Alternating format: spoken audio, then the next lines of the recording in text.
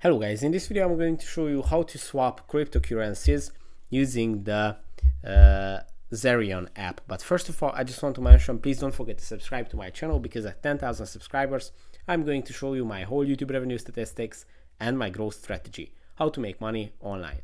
So let's jump into it. First, open the Zerion app, then go to the swap section, and here you can actually choose the crypto on the top that you would like to sell, and on the bottom you can choose the one that you would like to receive from this huge list.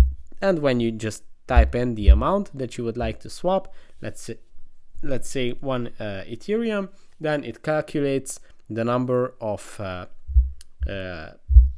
currency that you will receive on the other end, and yeah, you can go through with your trade. Let's choose Shiba Inu, and yeah, for 1 Ethereum I will receive 167 million Shiba Inus.